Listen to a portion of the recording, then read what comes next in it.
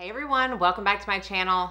I am back again with a foundation review, and today I am reviewing the brand new Dior Forever Stick Foundation. I know a lot of people have been making videos on this. I have only watched one, and that was a couple of months ago, well, at least a month ago, if not more than that, from someone who was able to get this before it landed in the US. This comes in 18 shades. It is $52 and it has 0.35 ounces, which is very on par with other stick foundations that typically have between 0.33 and 0.35 ounces.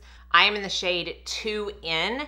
This is said to have buildable coverage with all-day hydration, 24-hour wear. Again, that seems to be a marketing thing for Dior across all of their products. I don't wear my makeup for 24 hours, so I can't attest to that. And it says to have a blurring filter effect. As far as the ingredients, this is Dior. It does have fragrance. I speak about that in the demo.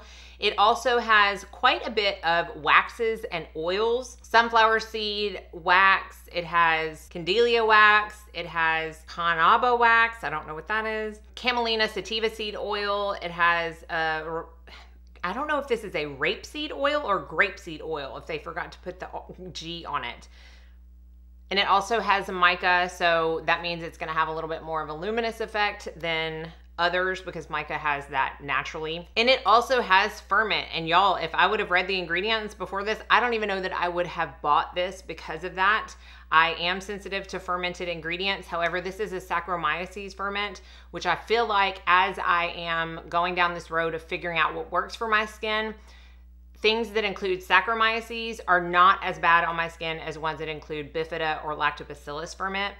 So I have not had any adverse reactions from this specific ferment. So I'm not sad that I got it, but I probably wouldn't have bought it if I saw that because it is very high up on the ingredient list as well. So let's go ahead and jump into the demo and I will let you know my final thoughts on the new Dior Stick Foundation. Okay, so I have done my brows and I have a little bit of corrector underneath my eyes, but that is it. I'm currently wearing my La Roche-Posay UV Moon 400 SPF, the untinted version. So this is my skin with no tint on it whatsoever. Per usual, I deal with just a little bit of redness on my cheeks. I do have like a discoloration spot right here that, depending on what time of month it is, will show itself. Sometimes it completely disappears and then sometimes it's a little evident. I don't know if it's gonna show up on camera, but I can definitely see it. And then just some spots from past breakouts. That's about it. So let's go ahead and jump in and applying the foundation. As I do with all of my foundation reviews, apply this in various different ways. The only way I didn't apply it is with my fingers. I just don't personally like to apply cream foundations that way. But if you are someone who really likes to warm it up in the skin, that would be a good option. I used a brush, I used a sponge, and then I used it like I'm gonna use it today, which is by far my favorite way to apply it. And that is taking the foundation, picking it up from the actual stick onto the brush and then applying it. And by applying it, I mean how I apply all my foundations, which is to basically stipple it into the skin. So again, this is 2N. This does have a fragrance, and to me, it's a little more evident than some of the other Dior foundations that I have tried.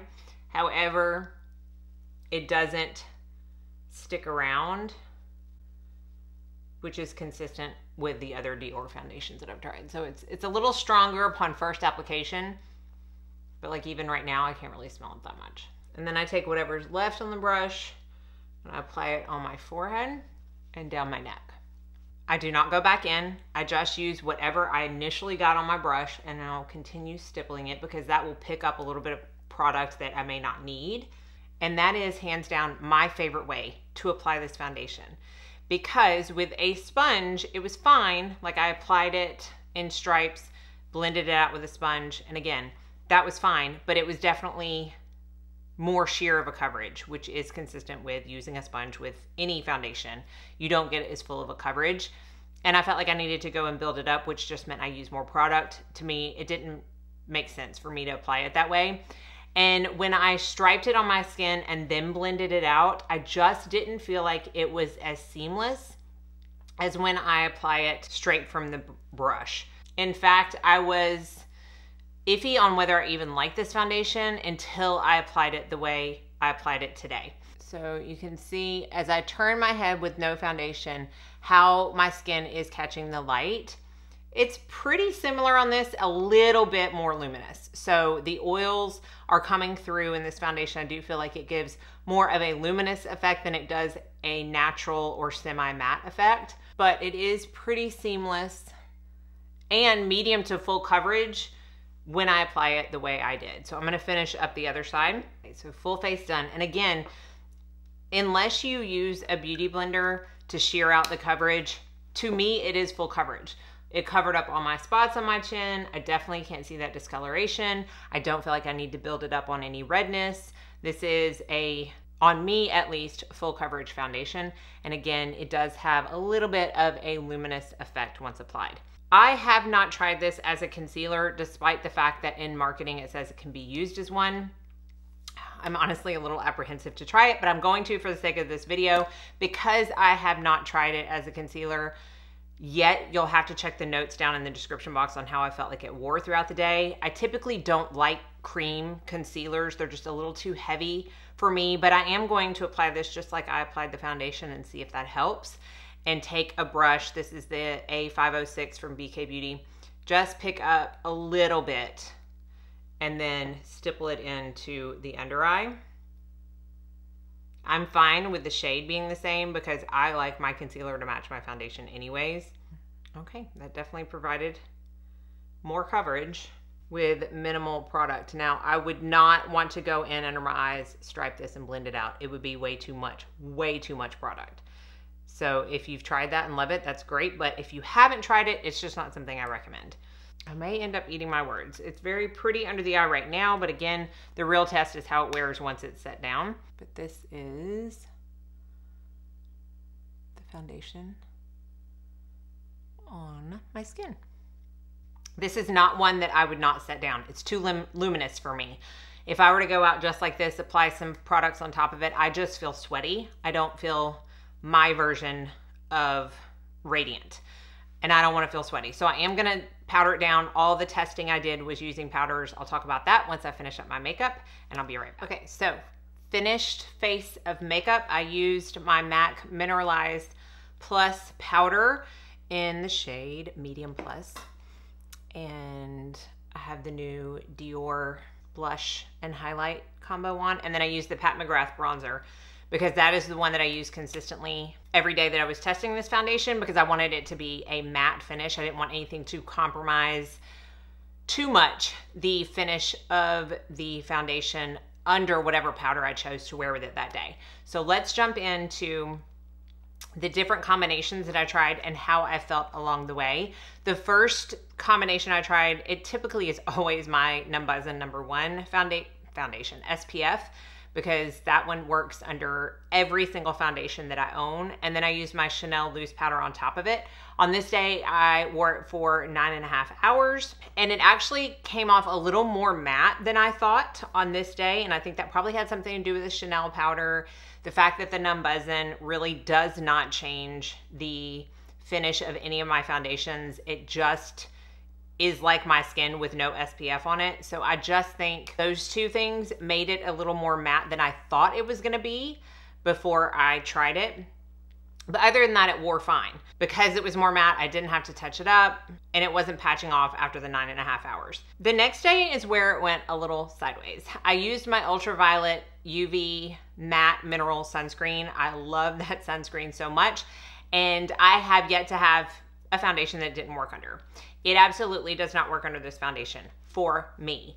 In fact, when I first applied the foundation and was blending it out, I looked in the mirror. It didn't look right. So I got closer to my mirror and I'm like, oh my word, it is completely patching apart. It was like it would not blend with the SPF, and I hadn't just put the SPF on. Like, it had been probably a couple hours since I had done my skincare before I went in. So it wasn't that the SPF hadn't set down. It just completely patched off. I don't know if it was the foundation that was causing the SPF to do it or vice versa, but it was pretty bad. And I had to go in with my Jane Pure Press base to kind of fix it. One, because that has a little more coverage, so it would help cover some of that up. And B, because the formula of that is just so silky and perfect in my opinion, that it can fix anything, and it did. It definitely helped the patchiness not be as apparent, but it was still there. And by the end of the day, it just still looked patchy. It didn't necessarily look more patchy, but it just didn't look great. It was definitely my least favorite day. So what I did the next day was I used the UV matte, the ultraviolet matte mineral, underneath my favorite foundation stick, the Lancome cream, because I wanted to see, maybe it is the SPF. Maybe it just doesn't work well with cream foundations, and I wanted to give the Dior the benefit of the doubt. It worked really well underneath the Lancome. So I think it's just the combination of the Dior and that doesn't work. The next day I used my Ultraviolet Luminous. It comes in a dropper, and I used the RMS loose powder with it. And this is the day that I used the Beauty Blender. And again, like I said, it's definitely more sheer. That was expected. I was not surprised by that at all. However, on this day, it did patch off on my chin, and it was very heavy in my smile line. So I don't know if that had to do with the SPF, the powder that I used, or applying it with a Beauty Blender. I'm not sure if it got heavier in some places than others. I'm not quite sure, but it just did not wear as well on this day. And I did have to touch it up right here. It got super, super shiny, and I had it on for 11 hours on this day. And then finally, I tried it with my La Roche-Posay UV Moon, which is what I have on today. I tried it applying it the way I applied it today, and with the MAC powder, and I was just in awe of how it looked. It just proves that some foundations, for me, are very dependent on the combination of SPF and powder that I use with them, and that is why I always use different combinations. I know a lot of y'all may have one SPF.